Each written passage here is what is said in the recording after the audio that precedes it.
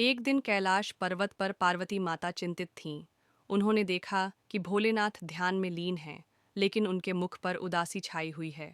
पार्वती माँ ने पूछा, स्वामी, आप किस चिंता में हैं?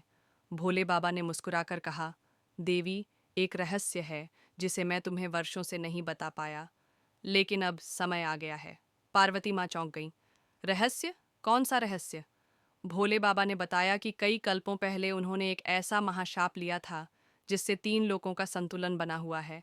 वह शाप यह था, अगर कोई देवी या देवता उस रहस्य को जानने की कोशिश करेगा तो सारा ब्रह्मांड असंतुलित हो जाएगा।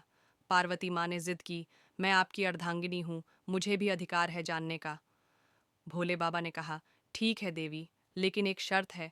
इस रहस्य को जानने से पहले आपको मेरी एक परीक्षा देनी होगी। परीक्षा थी, पार्वती माँ को एक जंगल में भेजा जाएगा, जहाँ उन्हें 3 रूपों में एक एक प्रश्न पूछने वाले मिलेंगे। अगर उन्होंने तीनों के उत्तर सत्य और निडरता से दिए तो रहस्य उजागर किया जाएगा।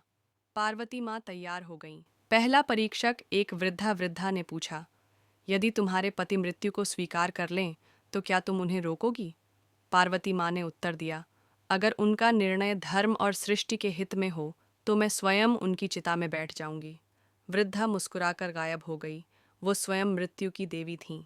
दूसरा परीक्षक, एक राक्षस ने पूछा, यदि तुम्हें संसार से विरक्ति हो जाए और शिव को छोड़ना पड़े तो क्या करोगी? पार्वती माँ बोली, मैं शिव से विरक्त नहीं हो सकती, क्योंकि शिव ही सत्य हैं, उन्हें छोड़ना असंभव है। राक्षस तुरंत प्रकाश में बदल गया। वो स्वयं शिव का माया रूप था। तीसरा परीक्षक, एक बालक ने पूछा, क्या तुम सत्य को सहन कर पाओगी, अगर वह तुम्हारी कल्पना से भी अधिक भयानक हो? पार्वती माँ ने दृढ़ता से कहा, सत्य चाहे जितना भी कठोर हो, वह शिव का रूप है, मैं उसे स्वीकार करूंगी। बालक हंसते हुए रूप बदलकर नारद मुनि बन गए। तीनों परीक्षाएं पास करने के बाद भोलेनाथ प्रकट हुए। उन्होंने कहा, देवी, अब समय है सत्य को जानने का। भोले बाबा ने बताया कि उनका रहस्य यह है, मैं कोई एक नहीं, बल्कि अनेक हूँ। मैं ही भस्मधारी योगी हूँ, और मैं ही सृष्टि का विनाशक भी। लेकिन उसी में सृष्टिकर्ता का बीज भी छुपा है। मेरी इस लीला को केवल वही समझ सकता है जो प्रेम और त्याग से परिपूर्ण हो, जैसे आप हैं। पार्वती माँ ने मुस्कुराकर कहा, मैंने सच्चा शिव आज जाना है।